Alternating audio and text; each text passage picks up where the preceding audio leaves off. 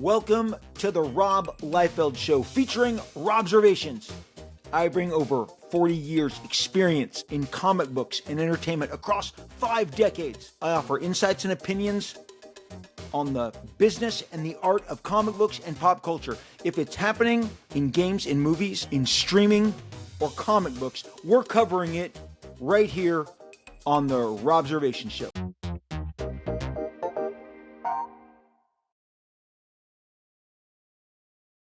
Hey everybody, and welcome to the Rob Liefeld Show featuring Robservations. It has been a while. Miss talking to everybody. Thank you to each and every one of you who tune in, who listen across all the different platforms. We love hanging with you, talking comics, talking pop culture. This is San Diego Comic-Con week.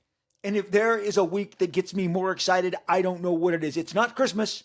Not anymore. Not for a very, very, very long time. I am all about San Diego Comic-Con. It is, without a doubt, my absolute favorite show. My favorite show each and every year. It is without fail. I love New York Comic-Con. It's a great show. It is like 1B to San Diego's 1A. But I just have 44 years of incredible memories that are packed into this particular show. I've talked about it often. Saw an ad for San Diego Comic-Con in the Comics Buyer's Guide, which I just started getting because I just started going to the comic book stores. And imagine, you're like, wait a second, Byrne, Claremont, Frank Miller, Perez, Marv Wolfman, everybody I ever loved, all the names, all under one roof? What? I went to my parents, who were totally cool. My parents were the best. They're both long gone, and I am lesser for it. But their lessons and all the kindness that they showed me live on. And I think they were like, well, and I think my dad was like, I'll do it. I'll make a day trip with you. Now you understand, 1981, summer 1981. I am still 13 years old. I will turn 14 that fall. So it's really exciting for me. And he's like, son, we could take the train and I'll take you down there. It'll be a nice trip. Father and son. But we were not a house that had a lot of money. So I had to earn my own money. Now this is almost 3.5 months in advance. So I was doing chores, mowing lawns, just making sure that I could go to Comic-Con with a good, a good pile of cash to spend, okay? I wanted sketches, I wanted signatures, I wanted to buy old comics. It was in it wasn't in the show that you guys know as San Diego Comic-Con now. I've talked previously how the original, when X-Force #1 launched, I was the first year. 1991 was the first year in this new hall that we're all going to see each other in. But it was Hall A, B, and part of Hall C. It was nowhere complete. It was fun over the years watching them add the halls all the way to what we now know as Hall H. And then they ran out of real estate. Otherwise, you'd still be growing, and they'd be packing even more people in. And if you've never followed all of the drama between San Diego and Comic-Con and trying to keep it, and about a decade ago, there were entertaining offers from Los Angeles and from Vegas. So, running out of real estate was a really big deal for a really big time. But this show that I went to with my father was in the Performing Arts Center up the street. And it was just so exciting getting to see and know and meet and interact with all of my favorite comic book people. I have been you. I am you. I am so excited to see my comic book brethren and brothers and sisters. We have great meetings, lunches, dinners planned. Most people, their schedules are packed. If you're an executive from one of the comic book publishing companies, you are packed with meetings with freelancers.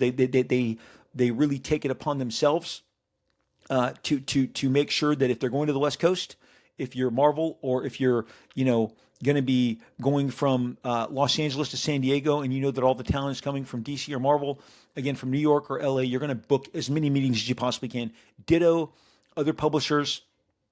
I have been part of all of them. I have met with Image people. I've met with Marvel people. I've met with DC people over the years. It's always fun.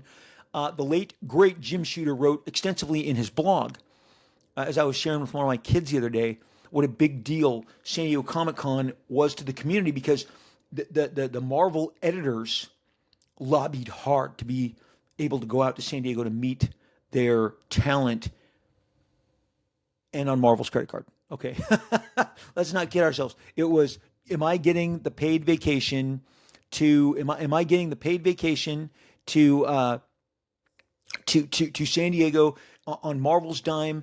And one year they brought a whole bunch of people. A couple people stayed behind. A couple people got in trouble. They stayed too long. There's all sorts of different tales that Jim Shooter told on his very infamous blog. Now that Jim is gone, I don't know. If you Google the Jim Shooter blog, you'll find it. You'll have days and days, maybe weeks of reading. But he would write about how a ticket to San Diego Comic-Con from the editorial perspective was really exciting and like a golden ticket, like a Wonka bar. Okay. And so San Diego, you can't beat the long days. You can't beat the palm trees, the beautiful weather, those sunsets. I've talked about it many times on the podcast, but I'm telling you right here, when at 7 o'clock, you are exiting the main hall, maybe 7:30, maybe 8, and the sun is setting. The Gaslamp District is beautiful. The sky is orange and it's salmon. It's got some lavender going in there. The back bay that surrounds the convention center with the beautiful San Diego back bay, whether you're at the Marriott, the Hilton, the Hyatt, all of the Fisherman's Wharf area is just spectacular. It's beautiful. People are eating on the outdoor patios. They are just taking in the sights, the sounds, the crisp air. It is so fun. And then you go up the Gaslamp District or to the mini hotels. I've got a panel that isn't as so many, are not. I've got panels in different venues outside of San Diego. San Diego, unlike other shows, moves into the city. There are activations. There are panels that are held off-site up the street. They're in other hotels, the Marriott, the Hilton, the Hyatt. It's so big. It's so big. I hope someday that you can make it if you haven't. It is little Robbie Liefeld's favorite comic convention. I could not be more stoked. I don't have copies here. They were supposed to arrive today, but they were weather delayed. Giant size Youngblood #1 is my book that I am debuting there. I'm like, you're seeing a lot of books with variant covers, more power to them. I want those too. But I think I'm the only guy who is showing up with a 32-page comic made just for comic book, full color, giant size Youngblood #1. I had to get it out before the year turned because this is 50 years of giant size X-Men #1. And you guys know me. I wait, is it on the rack? Let me do this. Is it on the rack? Hello, Daredevil. Hello, Hulk. We have a True Believer X-Men. We have a True Believer. Yes, I handled it. It's a reader copy. Don't freak out. That's why it's on the spinner rack. Giant size X-Men. I was there. I was 8 years old when this hit. Pulled it off a spinner rack that looked just like that in the back of the liquor store. Hey, you guys, some people, I'm going to sidebar here. Some of you guys send me these, and I'm like, I challenge that you ever bought comics from a liquor store. How'd they let you in? Do you think they give a shit? Have you been to a liquor store in Southern California? Anyone, your 5-year-old daughter, your 6-year-old grandson can walk into the liquor store. Okay? The liquor store has liquor in it. You can't buy it unless you're of age, but they got candy bars. They got Twinkies. They got Ding Dongs. They got sodas. They got sugary sodas. And then they had magazines. It's no different. The dudes behind the counter they knew that I was going one of two places. Boom, the magazine. Right as you come in the door, up against the wall, big magazine racks, some of the biggest magazine racks of my youth. It's where I got so many of the Marvel and the DC Treasury editions. It's where I got my Superman Muhammad Ali. Okay? Whoa, what the? Okay. Then in the back of the store, they had the spinner rack, and they were overpacked. More packed than this. Books flapped over. Champions, Defenders, Action Comics, Justice League, Legion of Superheroes, X-Men. And I've told you guys before, some of the covers are hung in by a thread. People went in, read them, partook in them. I've said this time and again. Conditions were not something anyone was aware of in 1975. Oh, I need a mint. I need a 9.8. No, I didn't even hear of grades on comics until, the 90s. What I had heard was condition, the Overstreet price guide had mint, near mint, fine, near fine, good. Was there a D for decent? No, I know there was. I'm just kidding. And thank you for all of those people who always want to educate me as if I haven't been in this business all these years. It's very fun. I enjoy it. It is a chuckle. And it's the way some of you guys talk, but it's also the way social media talks. Oh my gosh, it can get out of hand and crazy lecture prone. Mr. Liefeld, I'm not sure if you're aware. Trust me, I'm aware. I'm aware, okay? We just don't have time. If I bring up a subject, I can't pack it all in. The burrito is limited. The burrito, this screen, this runtime, it's a limited wrap. We can't pack everything into it, okay? I can't walk you through, certain years and certain creators' lives or their books. We have our topics. We're laser focused. Giant Size X-Men was a product of the liquor store. Yes, I went to the liquor store. Yes, everybody went to the liquor store. It was like a 7-Eleven. It was like a Stop and Go, which was a knockoff of 7-Eleven in my area. There was also U-Totem, another knockoff. So many 7-Eleven knockoffs. There was even, and it's still there in Fullerton, California, 712. That guy, I always went, that guy's got big balls. He's like, I'm not paying for that 7-Eleven franchise. I'm a 712, okay? Giant Size X-Men changed the game. Introduced all these new characters, this new direction, this new storyline. Happens on a mysterious island. Giant Size Youngblood happens on a mysterious island. New characters emerge. Some extreme fans are going to be really happy because some characters that I don't think you've seen in over 20 years pop up. I think you're going to be really excited. We've sold out of our day one books, or what I would call our cover A that was ordered and you have to pick up in person. We don't have any more of those. I might have a foil or two, but they are not the same pricing as the standard. So we've got books. Giant Size Youngblood is accompanying me to the Comic-Con. And also, by the time you are probably listening to this, some other exciting news of mine will have aired. I'm very excited. We'll be giving you a couple shows during this week, this Comic-Con week. I'm excited to go down there with my stuff. Giant Size Youngblood. I literally... It was everything to get that to press. Youngblood 2 I just finished as well. That's going off to press. So the long and the short of it is I got a lot of stuff. That I'm bringing to San Diego, the Comic-Con that I love so much. I'm excited to see so many of you. Giant Size Youngblood, other Youngbloods. I did 10 pages on our vacation. I did 10 pages during our vacation. And you may go like, well, what does that have to do with anything? You're on vacation, Liefeld. Why are you doing 10 pages? I do them. I've said to you guys repeatedly. I've said it on social media that I do them while Joy is sleeping. She tends to sleep in. No, it's not really that she sleeps in. She's like, is not somebody who's sleeping until 10 a.m. She's up by 8:30, but I've been up since 5. And in that 3.5 hour window, I can get a lot done. So the other day when I was uploading Giant Size Youngblood, I said, if I didn't do those 10 pages while we were on vacation, I'd have never made this. And she said, and this is the compliment of the year. This is the compliment. She said, you did 10 pages? What? I said, yeah. She goes, where was I? I'm like, you were sleeping. Best compliment I've ever received is that I did work so that I could then enjoy the rest of the day, go out on the boats, walk through the towns, go to have great meals. And she was none the wiser for it because I am sly like that and I was able to pull that off. And I'm just so excited. That was the best compliment she could have given me. Where was I? You did 10 pages? Awesome. Comic-Con, I'll be reporting, probably do one show from there.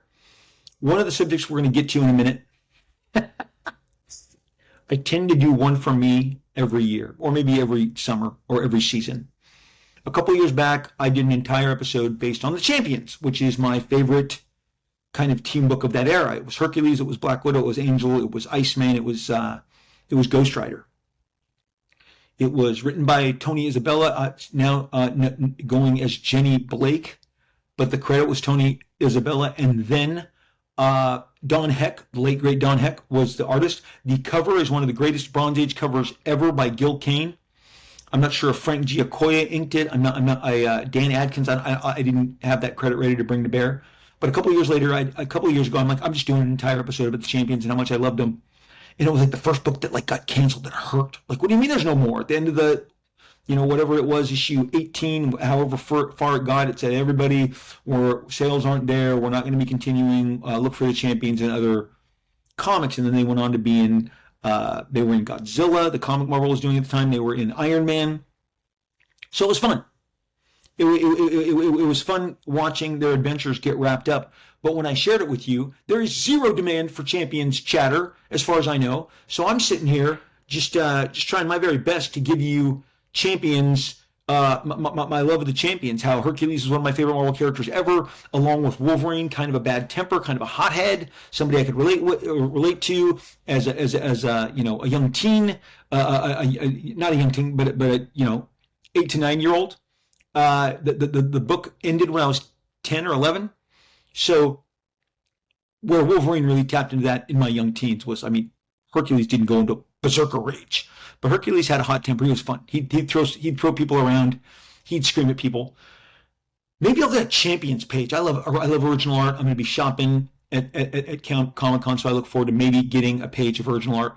But the version of the Champions today that I'm going to touch on very briefly, because we're doing a lot of quick, hot topics. We've already done Comic-Con, my memories of Comic-Con, what I hope to all the different people I'm going to hang with and interact with. And then my Giant Size Youngblood, which I'm name dropping once again, Giant Size Youngblood. You got to be a part of it. You got to be there. You got to interact. It's going to be fun.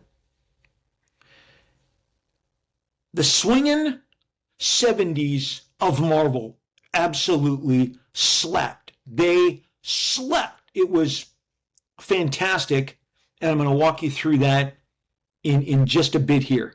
But again, we are doing some rapid fire topics, and Superman is upon us. We can talk about the box office results now. It's happened. It's a hit.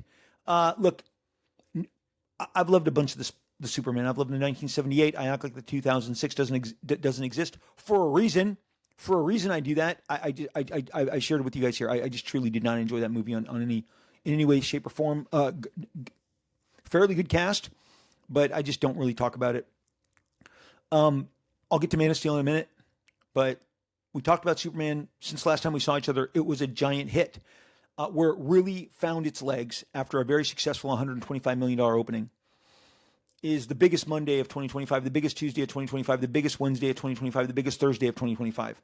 Either the biggest of 2025 or the biggest of summer. I know I know Thursday was the biggest of 2025, and I know Tuesday was the biggest of the year.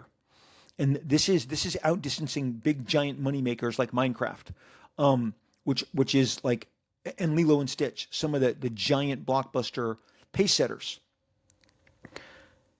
What happened when I saw it a second time, because I saw it a second time after I had talked to you guys after our last show, I went to the theater, another packed theater, got a single seat. That's a story for another time. I did a whole blog post.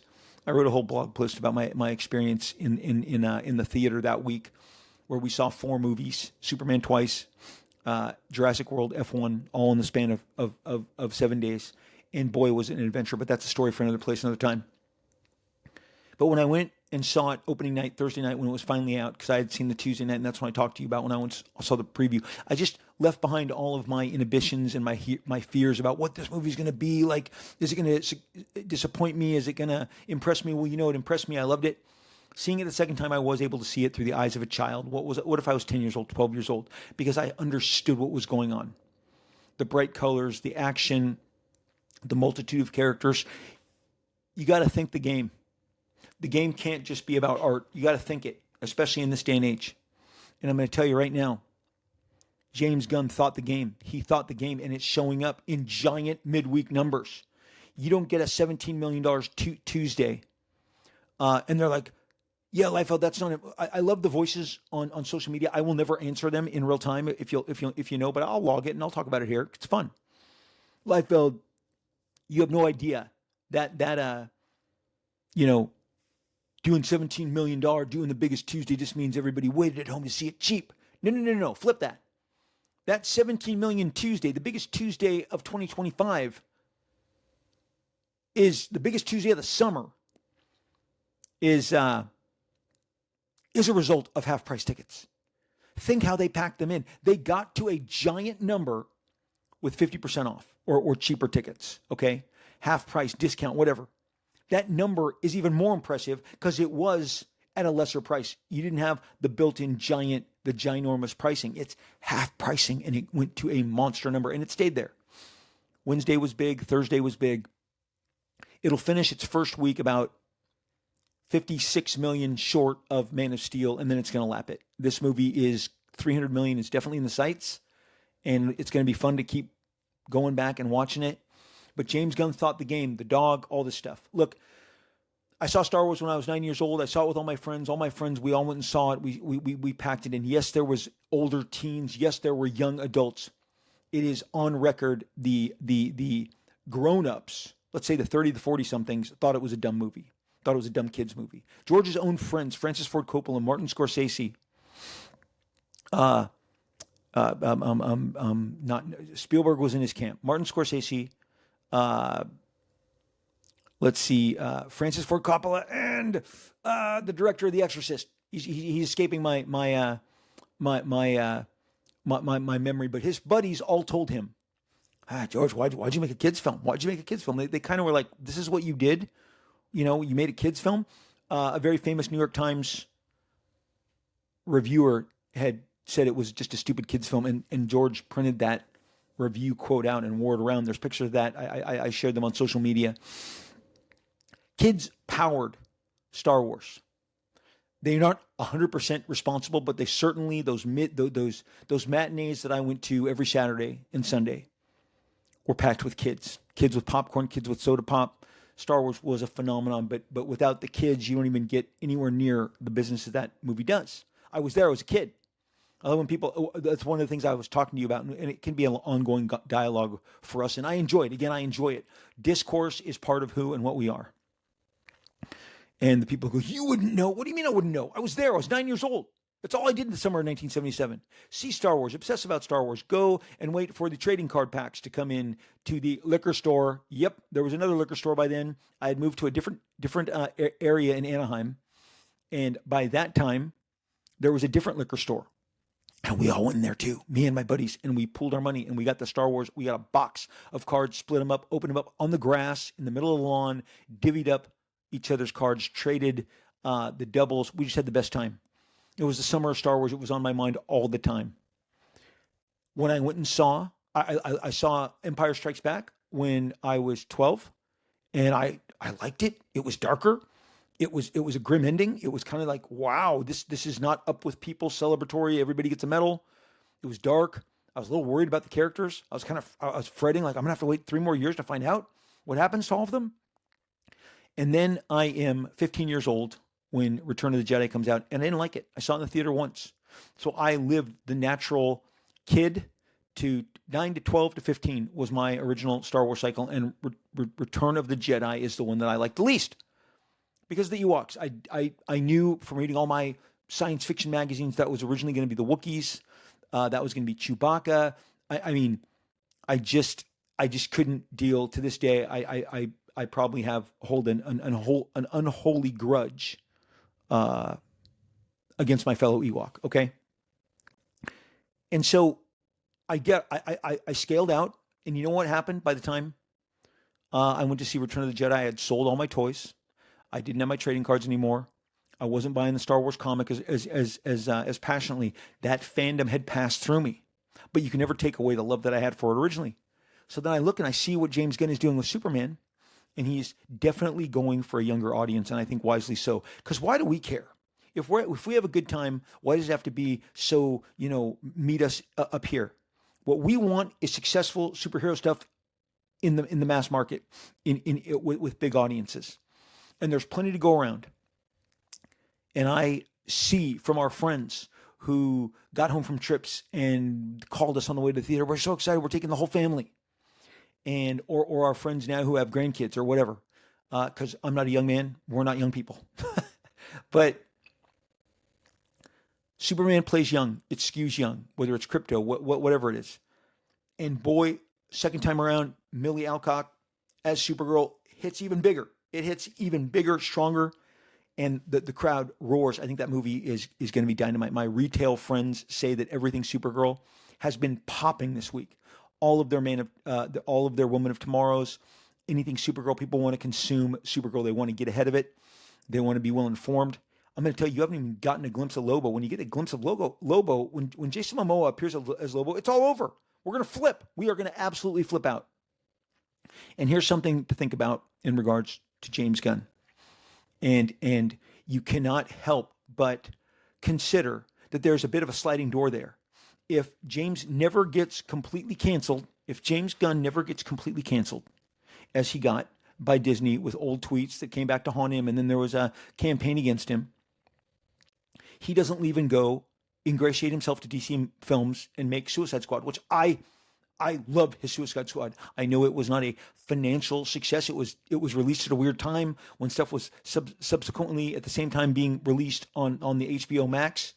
I was on vacation. I couldn't get to a theater to see it. I watched it on my iPad. I watched it opening weekend on an iPad. Then when I got home, I watched it in a theater.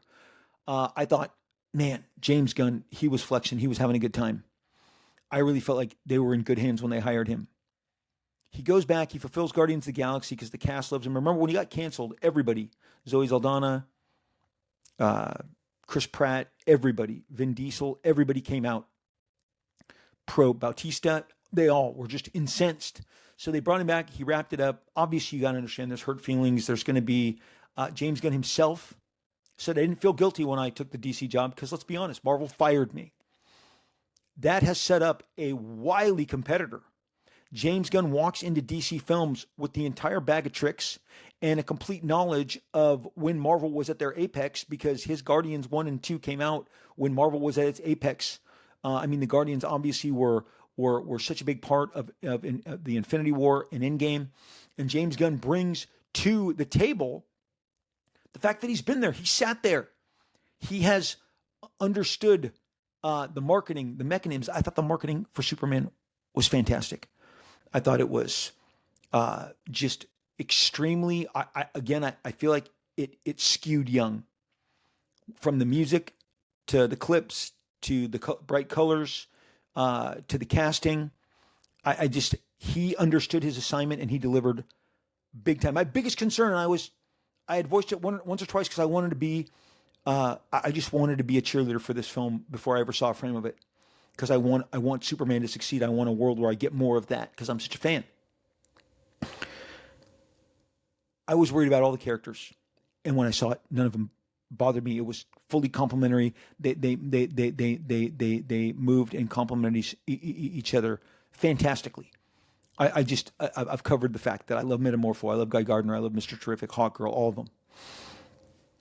Sliding doors. What if James Gunn never gets canceled? What if James Gunn never gets fired by Bob Iger and he can say whatever he wants? Oh, it wasn't the Marvel guys. Well, it's because they were powerless to stop what was going on with you and had to look the other way as you were escorted out of the building and had to go do Suicide Squad. Metaphorically, escorted out of the building. So, sliding doors. Now James Gunn is bringing everything to bear. And I got to be honest, down to the casting of Millie Alcock from House of Dragon. That's the kind of stuff that Marvel used to do. Give you like a super hot, we all watched House of Dragon season 1. We all wanted more of her character. We were sad when the time jumps would occur and finally, they put that behind them that she was no longer going to get screen time. She's incredibly talented, has great screen presence, and is going to be a great Supergirl, and the audience is already roaring. I think this universe is off to a great start. That sliding doors of what if we never allow James to slip through our fingers, establish that relationship with DC Comics, and becomes now this dynamo who is their biggest competitor. And competition is part of it. If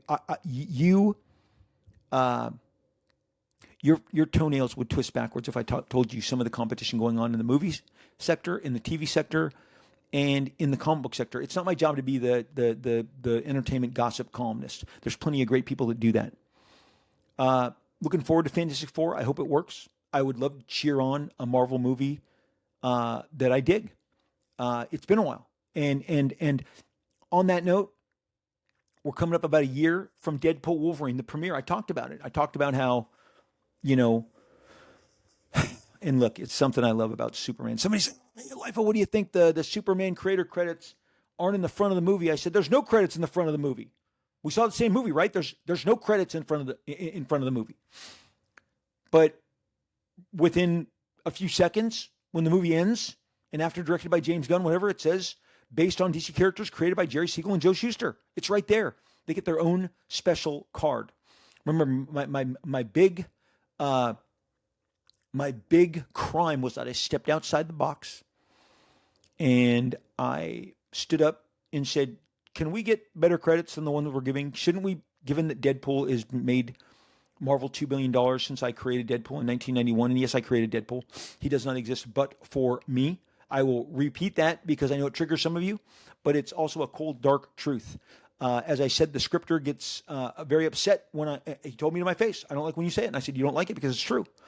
If I am not born, if I don't exist, somehow my life is ended before 1990, you do not get Deadpool. You do not get this guy right there in any way, shape, or form. Name, identity, powers, origin, personality, vocation, all of it."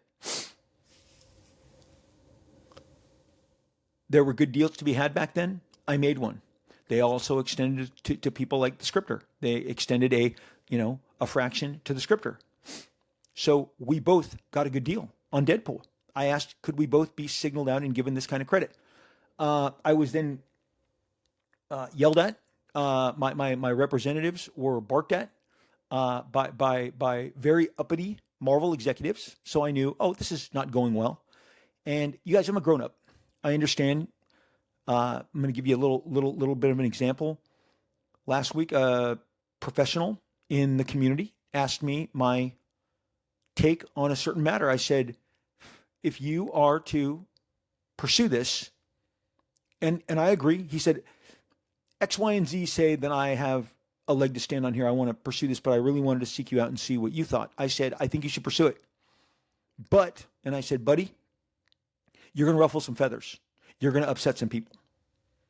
And the guy responded and said, I'm ready to ruffle feathers. We know what we're doing.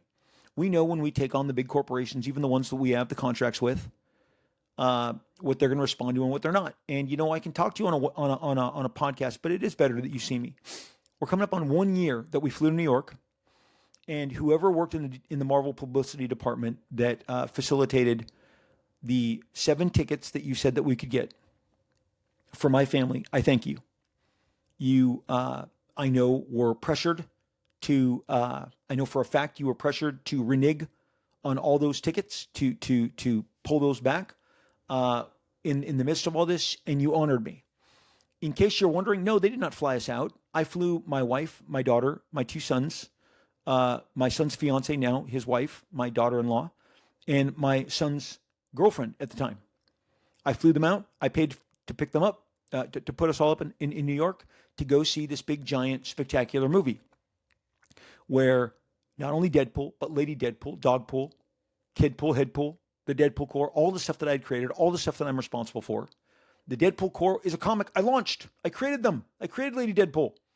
My DNA is all over this thing. So we brought the family. I mentioned how I mentioned on the podcast, and I get a kick out of this, you guys. I get a kick out of this. I mentioned to you guys how I had, my publicist was like, you're not going to the after party. I haven't been going to any premieres that I didn't go to She-Hulk. I didn't go to Moon Knight. I didn't go to Hawkeye. I think Marvel was getting very frustrated. Every invite I had been sent for the last year and a half, I had turned down. So I wasn't just not going to parties. I wasn't going to the premieres either. I just, too long of a drive from Orange County, too much to do. Did a bunch of them. I felt like we rang the bell. We saw all the good stuff. Civil War, Avengers 2, Ant-Man 2, Ant-Man, Spider-Man Homecoming. I mean, we had Endgame, Infinity War. That's what all these badges are. In case you see them off. So these are all. If I pull them, I'm sure they're gonna. Here, look at this. This is Guardians of the Galaxy. Yeah, that's Guardians of the Galaxy 3 right there. Okay. Let's see. Let me see if I can pull this. There's Captain Marvel. Okay, there's the Captain Marvel. When you see this is all my badges. That's why what they're doing. That's Deadpool Wolverine. Okay. Let's do one more. Eternals. I went to Eternals. Okay, it was around that time that I tapped out. So I am asking, hey, they're not allowing us into the party. Well, my publicist, as I explained to you guys, specifically asked me. He said, "Rob, should we press this?" And I'm like, "Yeah, let's press it. Let's just see their reaction, because the reaction is going to be fun." Many of you have misread the situation. That's fine. You've twisted it or made what you want of it. Not many of you, a few of you. Let me be honest. So the thing about the Deadpool Wolverine premiere, and thank you to Disney Publicity. Thank you for allowing us to. I got out in front of the premiere by about a year. I said Fox on Deadpool 2. No, Fox did fly us and put us up. Okay, so you're going, oh, I see. Yes, no, Fox treated us spectacularly. The best hotel. We were in the same hotel with everybody in the movie. I would get in the hotel. I'd see Rhett and Paul. I'd see different actors. I'd see different talent. We were all really amazing. And we've stayed at that hotel many times since, because we discovered it from Fox, who put us up there. Fox sent us, flew us out, treated us like royalty. Deadpool 2 was such a blast. Deadpool 1. On my own dime, flying my family. Thank you for honoring it. I really do appreciate it. I want it to be seen how absolutely appreciative I am. The point of the Deadpool Wolverine premiere, the point of this, okay? Should I put this on?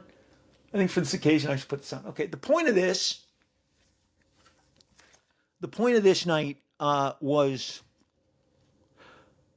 that not a single person from Disney or Marvel spoke to us, okay? I was on the press line. At one point, I got Kevin Feige right here. I got another producer right here. I got the writers. I got that.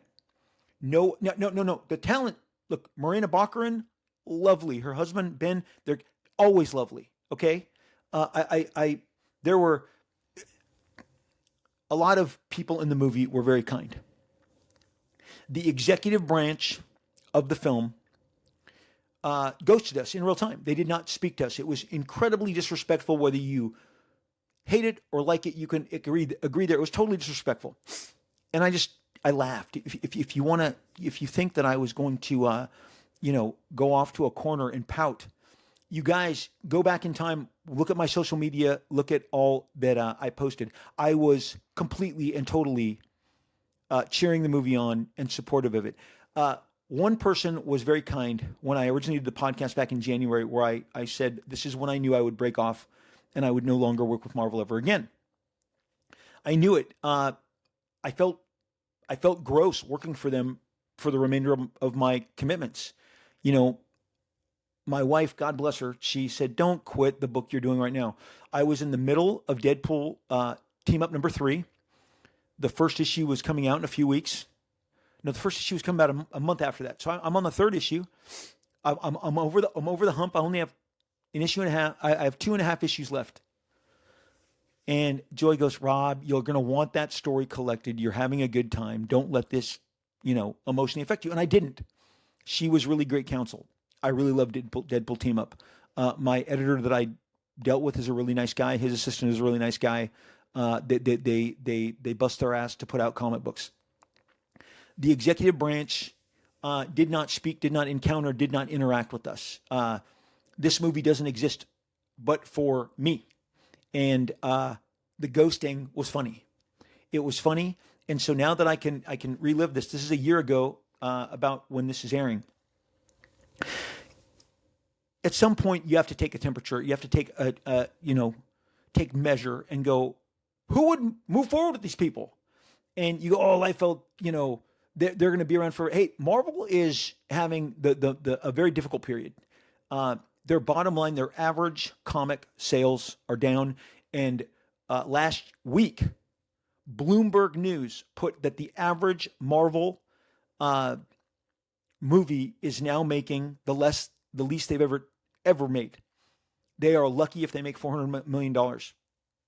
There's they charted out from 2008 to 2014, from 2014 to 2019, and then 2019 to now. Okay, and they're like $350 million off. And here's what the Bloomberg author who I don't know. I don't know Lucas Shaw. I'm a fan of his. I read his stuff. He is on a podcast called The Town with Matt Bellany, and they talk all this stuff. They talk this stuff over. He says with Deadpool Wolverine's $1.3 billion, the average is still below $400 million for the last 5 years of Marvel movies. So let's not kid ourselves and act like this is prime Marvel. I got punched down on by a Marvel that is very much struggling in comics, is struggling in movies, is struggling. The Disney shows aren't getting the same ratings. This is not prime Marvel. So it's funny to me because and I'll end with this. I know because on the development side and the conversations I had with the Disney people and the people making the movie, and Kevin Feige saying, "Rob, help me." Okay, I'm not going to finish that part of it. Ha. In 2022, before it was given the official green light, and the subsequent emails and the subsequent Zoom calls that I had, Deadpool was not a movie that they wanted to make. Truth. Deadpool was a movie that came into being out of necessity because the other stuff was failing. This was not part of the Kevin Feige grand scheme. It was shoehorned in, and good for everybody, whether it was the director or Deadpool himself. They commented last year on the press. They said, we resisted all attempts by Marvel to integrate this into another chapter or to put an extension, a bridge into another movie. That we wanted it to be finite. We wanted you to open this movie and exit this movie and not feel like you owed something, another piece to another movie. And I know for a fact, one of the things I was told on one of my Zoom calls, we're really trying to convince them to help us like build a bridge into the next movie after this one. Deadpool Wolverine was a movie made out of necessity. It was repeatedly inside Marvel referred to as break glass in case of emergency because it wasn't part of the grand scheme. And it very much is a reflection of those filmmakers, I think all of whom had not worked with Marvel before. So a lot of stuff to consider, some fun stuff. I love that Deadpool Wolverine kicked so much ass. I love that you enjoyed it so much. And here's the deal, guys. I've got my biannual royalties, my incentive payments, whatever they call them, all the stuff that I'm owed on games, on videos, on movies, on comics. And that's going to continue whether Marvel and I like each other or not. Okay? So buy Deadpool Batman, buy Undeadpool, and let's see if Fantastic Four can give us the shot in the arm. I'm ready. Let's go. I'm rooting for it. I hope it's great. And if it's great, we'll be here talking about it. So the one part of I'll save it for another time. That part I'll save it for another time. You guys, sometimes I write my notes on backing boards, and that's what I'm looking down at because we are going to go long if I don't do this. I want to do this really briefly. This is the one for me part. This is the part of the podcast that I said, one for me. And for those of you on the podcast, I put my Wolverine Deadpool premiere badge back on. Again, these are all, if you see them on camera, there's a bunch you're not seeing. Let me pull one more. Let's see how what's this one? Oh, Black Widow. What's this? What's this one? And there's Guardians too. There's Guardians too. See, guys, I have years and years, a decade's worth of these fun badges. They're great memories. It's not about a party. It's about that nobody associated with Marvel spoke to the guy that created Deadpool. Okay, it's bad form. It'll always be bad form, and it's worth revisiting, just so you understand why I'm never working there again. And really excited about all the stuff that. And let me just stop right here. Youngblood, the Youngblood #1 relaunch that happened in April with direct to consumer, has blown the doors off. If it were ranked today, it would be a top 5 book in the comic book industry based on the money that it has made from the fan base that adores it and loves it. And there's more to come, and we're going to talk about that soon. I don't want to get ahead of myself, but thank you. I have just poured everything I've had creatively, artistically, enthusiastically into all these next steps, and I am so excited that you guys have taken that jump with me. The 70s was a great era for comics for a lot of reasons. The number one reason that the 70s slapped so hard was they were throwing everything and anything against the wall. There have been numerous reports in all manner of different publications over the years about what was going on during the 70s because sales were slipping. I did an entire episode called the DC Implosion where they had planned on expanding the page count, on launching a bunch of new books, but at the last minute the numbers came in. The printing prices for everything went up, and DC panicked and hit the kill switch. And it was called the DC Explosion. The original art for that specific ad was out. What was in comic books? The DC Explosion is coming. The DC Explosion is coming. Then when they canceled all of it, the industry referred to it as the DC Implosion. The 70s was all scattershot. And in the 70s, I was supposed to bring my copies of Doc Savage, which I don't have on me right now. Is there a possibility I set them aside right here? Let me see. Oh! Are you kidding me? Doc Savage. Doc Savage. Okay. They made a movie about Doc Savage. Okay, now we're cooking. The 70s, have you heard of Skull the Slayer? Have you ever seen Skull? Look at that badass Gil Kane. I mean, Skull the Slayer. Okay, in case you just completely discombobulated and are like, Liefeld has lost his mind. I have. Because these awesome 70s comics are in front of me, and part of the initiative, and especially Marvel, and I'm so glad they collected these, Skull the Slayer, Omega, Howard the Duck, even getting the rights, Doc Savage, the Man of Bronze, Doc Savage, same time, okay? Pulp Hero, I have the issue, the Marvel team up where he, or the Spider-Man annual where he teams up with Spider-Man. Very exciting. Doc Savage was a hero from what they called the pulps, disposable, almost like, they called them pulps because that's what you did when you're done. You threw them away. You pulped them. And Doc Savage, the Shadow, they were all part of a certain age. Doc Savage had a movie made that I think came out in 1975. My dad took me to the drive, and he liked the actor. I think the actor's name is Ron Eli. He had also portrayed Tarzan in the television show that was on in the late 60s, early 70s. And Marvel got a hold of Doc Savage and did a whole line of magazines, and they did a whole line of comic books. And this was them, again, fishing to go outside of the established core of the Avengers, Spider-Man, Fantastic Four, all the books that they were doing.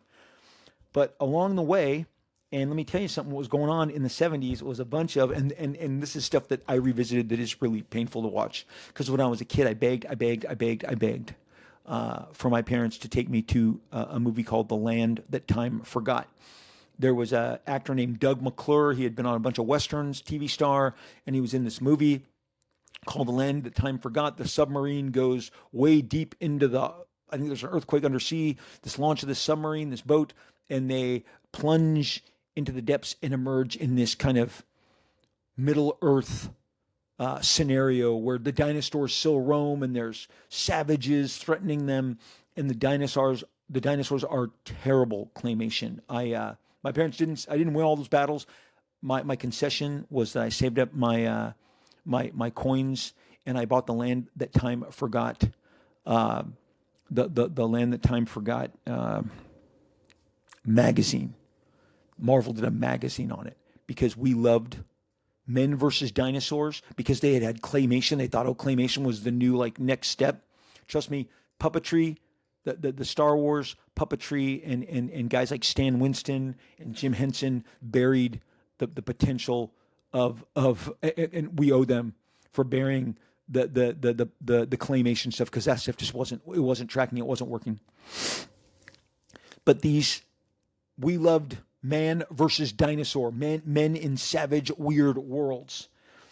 And Skull the Slayer scratched that itch. Let me tell you something. On the back here it says, "It's lost meets the land that time forgot." Whoa, what was I just saying?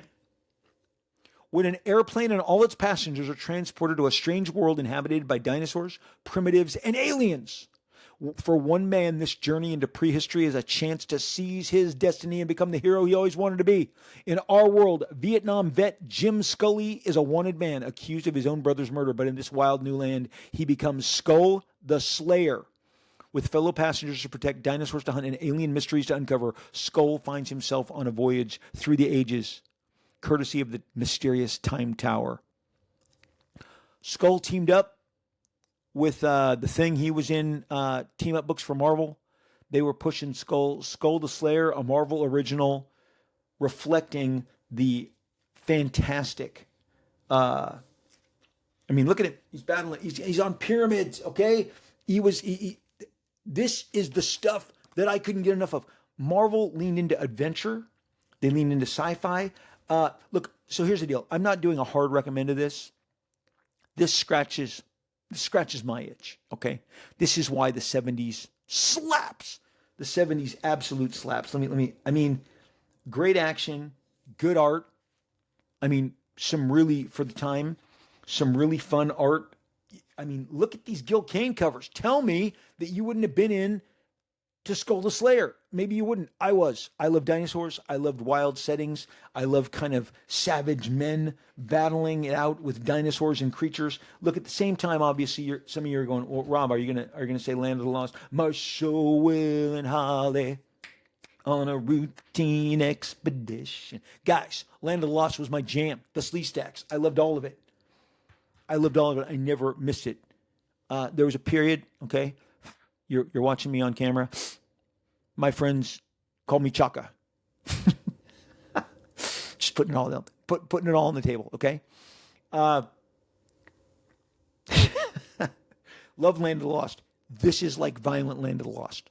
Land that time forgot, okay? Man versus dinosaur versus spears, swords, machetes. I loved all of it. I drank it up. Omega the Unknown was like Marvel's Superman for the time period, okay? Gil Kane was the cover artist, and right now what I'm holding out is the cover to Skull and the cover to Omega, and they're both by Gil Kane, okay? Gil Kane was the dedicated cover editor, and he ended up doing most of the covers for all the Marvel books at the time, and they were awesome. Let me read you my good friend Omega, the Marvel 70s. Man of mystery from beyond the stars, Marvel's short-lived superstar, fought enemies both infamous and obscure, but it took his death to unveil the story of his life. It's demons, depowerment, and drama when the Defenders discover the true secret of Omega and the mysterious charge, plus the death of a supervillain who so far is still dead. When was the last time you saw that? Guest starring Spider-Man, if you look closely enough. Collecting Omega the Unknown 1 through 10, Defenders 76 and 77. Again, Marvel did a pretty good job. When they would let something go, they would then shift that into one of their other books and tell that story.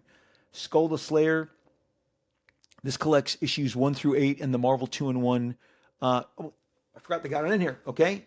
Skull and the Thing. Guys, this is my cheesy stuff.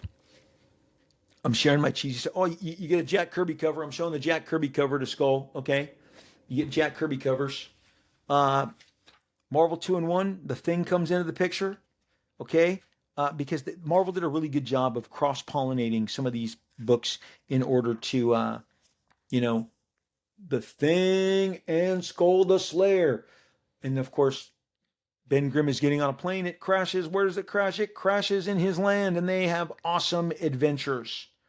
Look at this. The Thing is surrounded by angry brontosaurus. I didn't think brontosaurus ate people. I thought they ate vegetation. Look at that. Dun, dun, dun. I'm showing you this panel with the Thing in the middle of the swamp.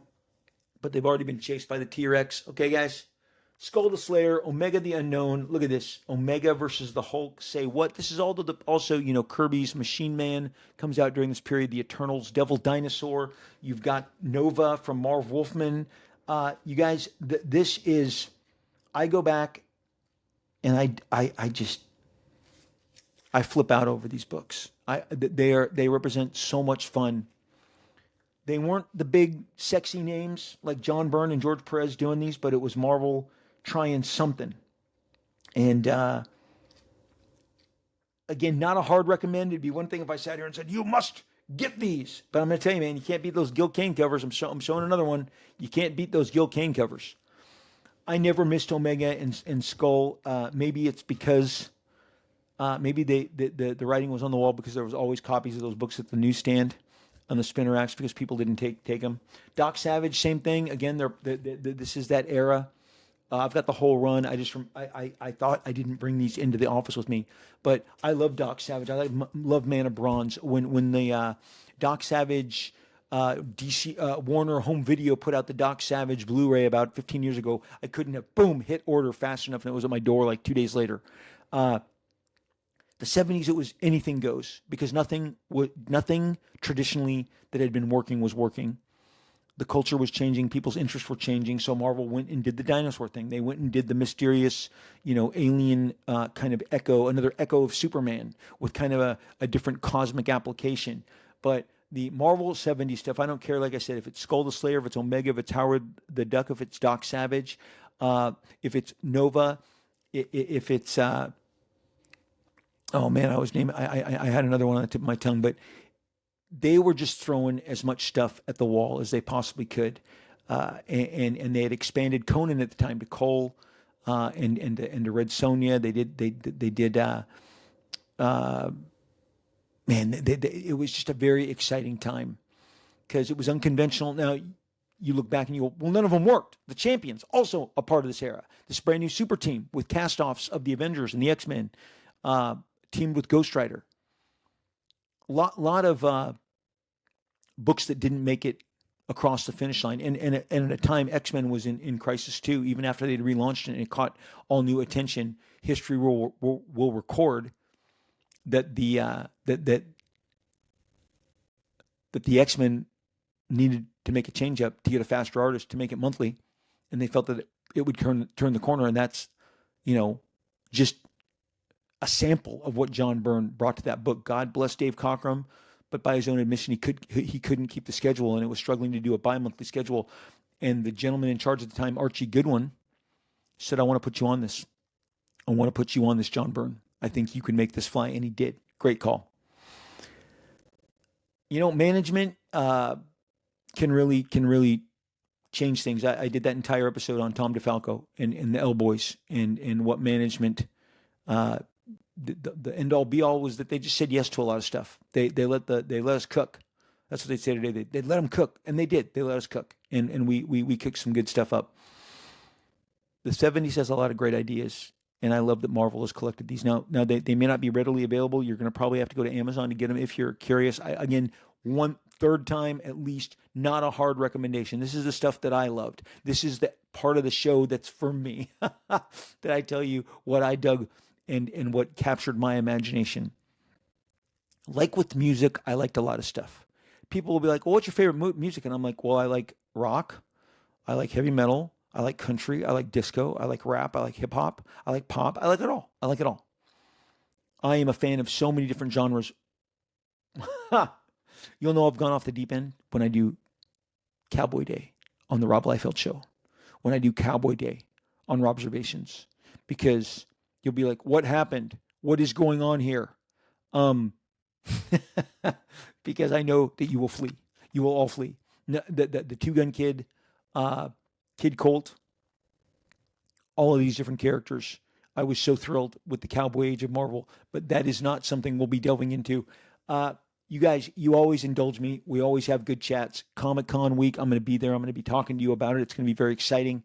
I've got lots of new stuff. Like I said, my giant size Youngblood, I'm legitimately very excited about. 32 brand new, never before published pages. This is not Youngblood #1 repackaged. This is a brand new story.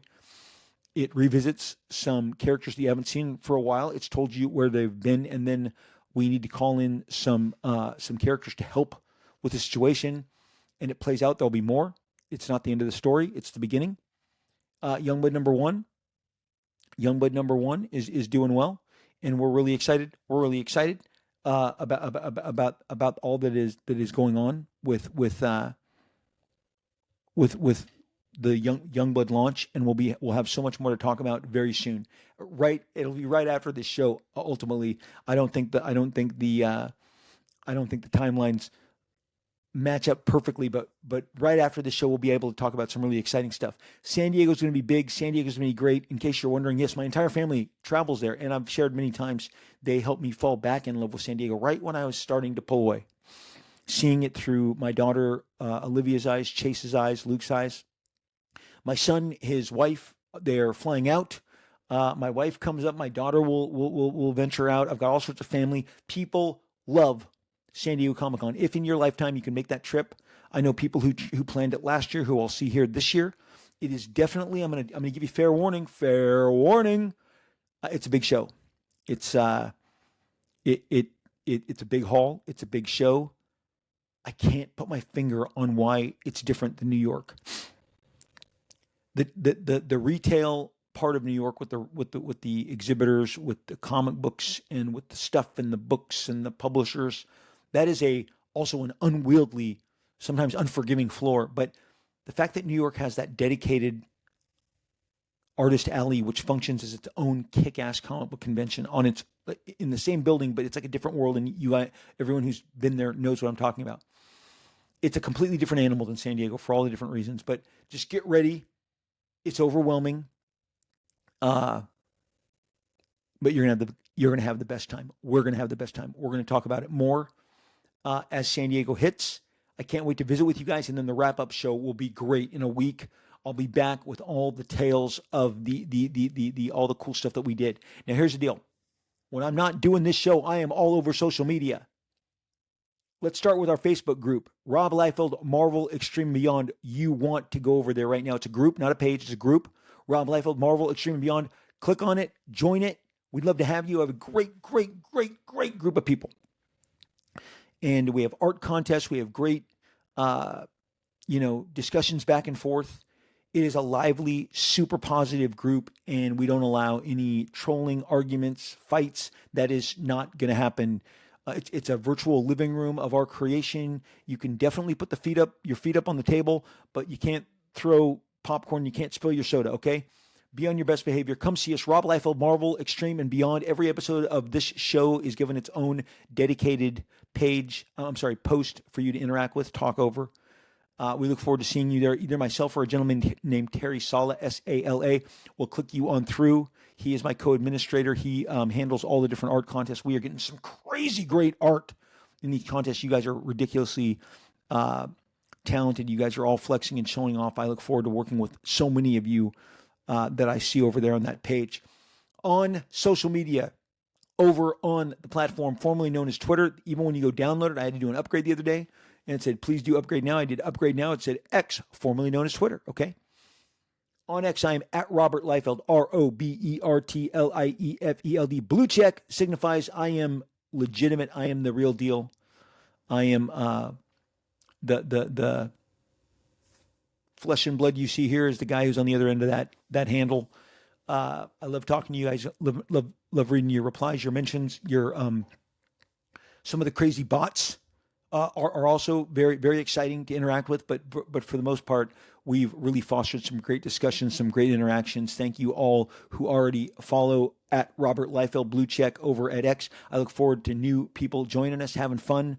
I'm going to be sharing artwork, especially now that I can talk about Giant Size Youngblood and some of the other stuff. You're going to want to see the stuff that I'm going to be sharing. Speaking of that, a lot of shares are going to be happening visual on my Instagram account at Rob Liefeld, ROBLIEFELD, blue check, again, signifying that I am the legitimate article. I am the real deal. That is me who is talking and chatting and reading your replies, your comments, your mentions, interacting with you, reading your DMs. Thank you so much for following me at Rob Liefeld on Instagram.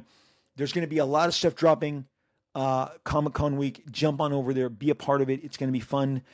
Sharing this entire crazy journey and previewing all the crazy new art that I've been sitting on that I can't wait to share with you. You're going to see it there.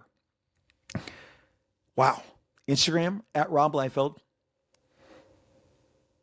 X at Robert Liefeld. Rob Liefeld, Marvel Extreme and Beyond over on Facebook. Also, we will be back live streaming from the show with many of our exclusives. There is a teeny weeny allotment that I set aside for our Whatnot and our eBay live feeds. On Whatnot, I am Rob Liefeld. Follow me. You'll be alerted to when I go live. We're going to have original art. We're going to have signed exclusives, stuff that you can only get from me. That Giant Size Youngblood. We have a couple surprises. Very few copies. But if you want to interact with us, all manner of fun stuff that we'll be sharing with you over throughout the week. Our big show is Thursday. Our Thursday night Liefeld. You don't want to miss it. That's when you're going to get the best chance at getting those exclusives, because so many of them that were ordered, you had to pick up in person. This is going to be the only time that we have put them out into the internets for you to interact with. Whatnot, Rob Liefeld. Follow me. I look forward to seeing you guys over there. Follow my social medias for the links to the eBay Lives. Wow. I can't believe we did another show. I missed you guys. Thank you all for tuning in. Thank you for your generosity. Thank you for your just spreading the word, spreading the love. We love comics. The 70s freaking slapped. Skull, Omega, Doc Savage, all of them. I loved it. I had to give them a little blurb. And you guys, we're at the halfway point of the summer. If you haven't gotten out and had fun, please go have fun. Please go hang out with your friends, your family. If the grind is getting you down, and it gets all of us down, we're all carrying a lot, carrying big burdens, carrying tons of concerns. Get off the grind. Get off the treadmill, even for a bit. Make time for yourself. Go see that great movie. Read that great comic book. 70s, 80s, 90s, wherever it's from. Watch that streaming movie. Joy and I, we've been having a little film festival. We've been watching a bunch of movies from the 80s. Look, we're 50-year-old people. What do you think we're doing at 8 o'clock at night, Monday through Friday? We can't party all the time. So our butts hit that recliner. We may or may not have ice cream sundaes, and we are watching No Way Out. We are watching Against All Odds. We are watching Tequila Sunrise. We are watching Close Encounters. We are watching Jaws. We are watching Splash. We are watching Marathon Man. Yes, that Marathon Man. We are having the best summer film festival going back through greats from the 80s. So far, my wife even said, you're doing such a good job. Every one of these movies is great. Some of them she's seen, some of them she hasn't. If Jeff Bridges looked better than he did in Against All Odds, the dude is ripped. When he's confronted in Mexico City on the pyramids, oh my God, he's a superhero. Jeff Bridges, holy crap. And do you remember Rachel Ward? If not, watch Against All Odds. Super fun. We've been unwinding and enjoying and doing all this kind of stuff. I hope your mental, your physical, your spiritual, and your emotional being is where it's supposed to be. It takes a lot of work to get it right, to be able to kind of, unwind in that way, but you got to plan on it. You got to get together with your friends, go out to breakfast, go get coffee, whatever it is. You guys, we are rooting for you. We want you to unplug and to fill yourself up so that you can experience that true joy, the most enjoyment and fun that you can have. These long days are great. They're not going to last forever. Time is a gift. Use it. Spend it with people who you enjoy and love. And that is my wish for you, really.